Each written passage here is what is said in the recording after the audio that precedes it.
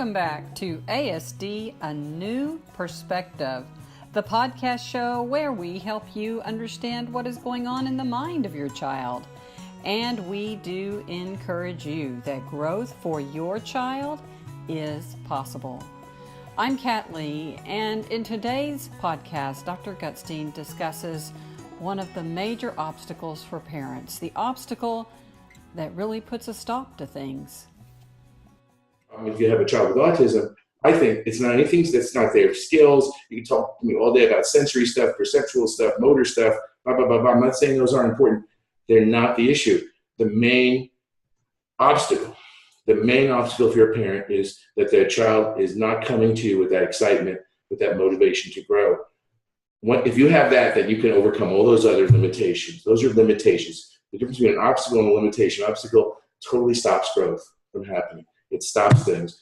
You're stuck. You can't move on. Limitations, you have to be more mindful. You have to be more thoughtful, right? Child has sensory issues, motor, this. And you have to be sometimes slow things down, right? But you can move forward with any limitation. You just have to be thoughtful about using your resources, right?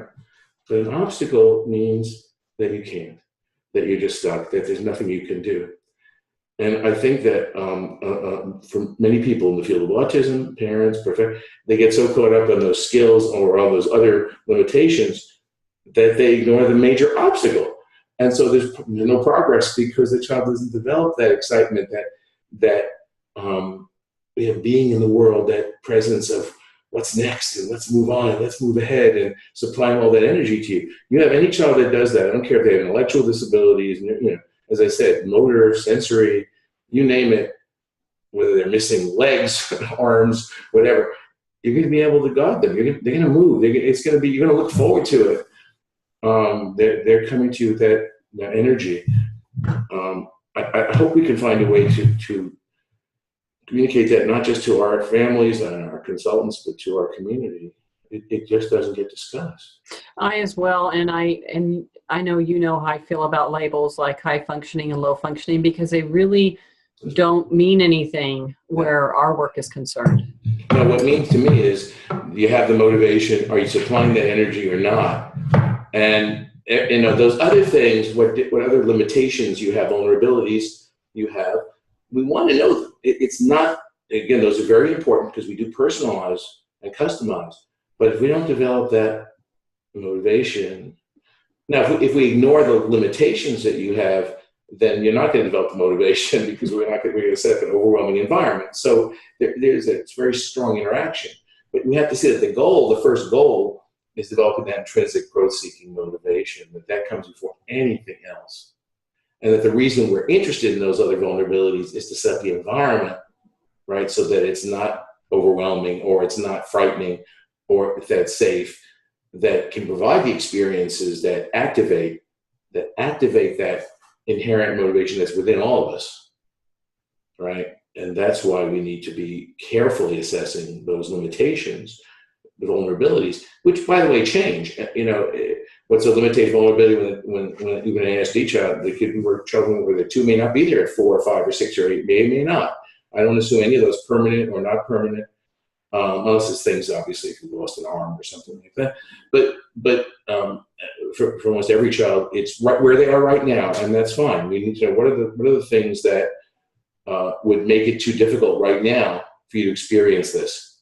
So we minimize those things. Then we'll bring them back, right? We'll build that up because that motivation now, once it's activated, becomes very self-sustaining. And unless we put you in a situation where you're completely overwhelmed, which is the danger, when children start to make progress, it's going to keep growing. It's going to keep being there. So then we have to make sure it's sustained. It's not deactivated, if you will. We don't set up an overwhelming, situations for those children. I hope we can emphasize how important that is, because as you know, it's something as a parent or grandparent, we just take it for granted. It's just there. It's just the pleasure, the joy of it. Without it, it's hard to imagine how you can't imagine functioning in your role without it. It's impossible. And I want parents to understand that it's impossible. yeah, of course they're going to feel awful and crappy and incompetent because it's impossible. But the good news is that if we help you and you let us help you to focus on that first, the things are going to get very possible and very exciting. It's going to turn around, and rather than feeling impossible and overwhelming and stressful, it's going to feel exciting. And you're going to look forward to it and energizing for you too as a guide, not exhausting.